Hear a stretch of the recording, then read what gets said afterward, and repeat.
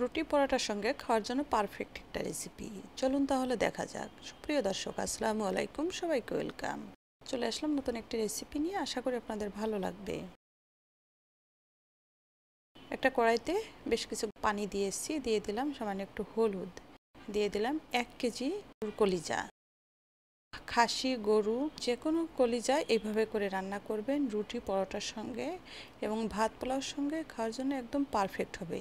তবে রুটির সঙ্গে সকালে নাস্তায় দারুণ একটা রেসিপি, অসম্ভব মজা হয়। আমি যেভাবে করি এভাবে করবেন।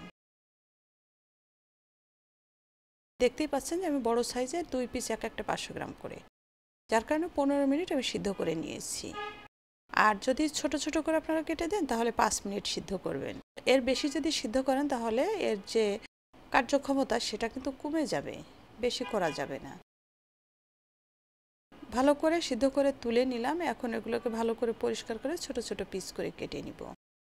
এলাচ, দারচিনি, তেজপাতা, লবঙ্গ দিয়ে একটু হালকা ভেজে ফ্লেভার বের হয়ে গেলে অ্যাড করে দিলাম 4-5টা পেঁয়াজ কুচি।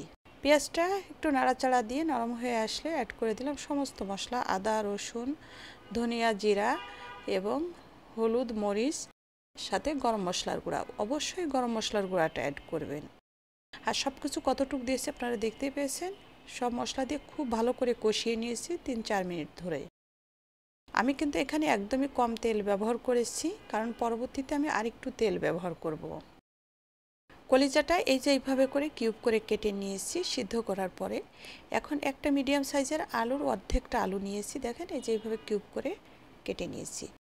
আলুটা চাইলে আপনারা স্কিপ করতে পারেন, যেহেতু আমি রুটি পরোটা দিয়ে খাবো যার কারণে সামান্য একটু আলু দিয়েছি। আলু দিয়ে কিন্তু কলিজা এইভাবে রুটি পরোটার সঙ্গে খেতে অনেক মজা হয়। আর যদি ভাতে বা পোলাওর সঙ্গে আপনারা খান তাহলে আলুটা স্কিপ করবেন। এই ভিডিওটা করা ছিল আমার ঈদের আগে, কিন্তু সময়ের কারণে আমি আপলোড করতে পারিনি ঈদের আগে, যার কারণে একটু কম নিয়ে ভিডিওটা করেছিলাম দেখানোর জন্য যেভাবে করবেন।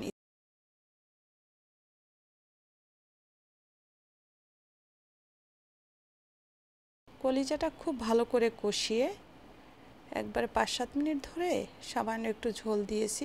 আর ঝোলটা দিয়েছি কারণ আলু কিন্তু এই ঝোলেই সিদ্ধ হবে এবং আমি একদম কষা কষা করব, ঝোল রাখবো না।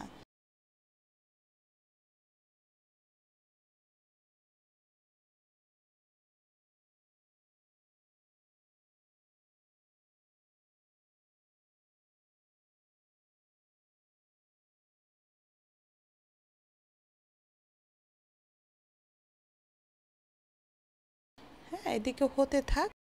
আরেকটা প্যানে আমি একটু সরিষার তেল দিয়ে দিলাম, 1/2 চা চামচ আস্ত জিরা দিয়ে দিলাম, রসুন কুচি দিয়ে দিলাম আর 2-3টা পেঁয়াজ কুচি দিলাম। সব কিছু ভালো করে ভেজে বেরেস্তা করে নিব এবং এইভাবে করে ফোড়ন দিয়ে আপনারা এই কলিজাটা ভুনা করবেন। এত পরিমাণ মজা হয়। ওদিকে তেল তো আমি কম ব্যবহার করেছি, এই পরবর্তীতেই তেলটা ব্যবহার করবো, এই জন্য মনে হবে যে আপনি সরিষার তেলেই রান্না করেছেন। সামান্য একটু তেল দিয়ে আমি ফোড়ন দিয়ে দিলাম। দেখেন সরিষার তেল সামান্য দিয়ে ফোড়নটা দিলাম, এত সুন্দর একটা ফ্লেভার আসছে। আর আমি ওখানে কিন্তু আস্ত গরম মশলা ব্যবহার করেছি, সাথে কিন্তু গরম মশলার গুঁড়াও ব্যবহার করেছি। একটা কাঁচামরিচ দিয়ে নামিয়ে নিব। 1 চামচ দেবেন, রুটি পরোটা খেয়ে নেবেন সবগুলা। আশা করি ভালো লেগেছে। ভালো লাগলে শেয়ার করে টাইমলাইনে রেখে দিবেন, অন্যকেও দেখার সুযোগ করে দেবেন। যারা নতুন আমার পেজটা ফলো করবেন, ইউটিউব থেকে দেখছেন চ্যানেলটা সাবস্ক্রাইব করবেন, আমার সাথে থাকবেন। সবাই ভালো থাকবেন। সবাইকে অসংখ্য ধন্যবাদ। আল্লাহ হাফেজ।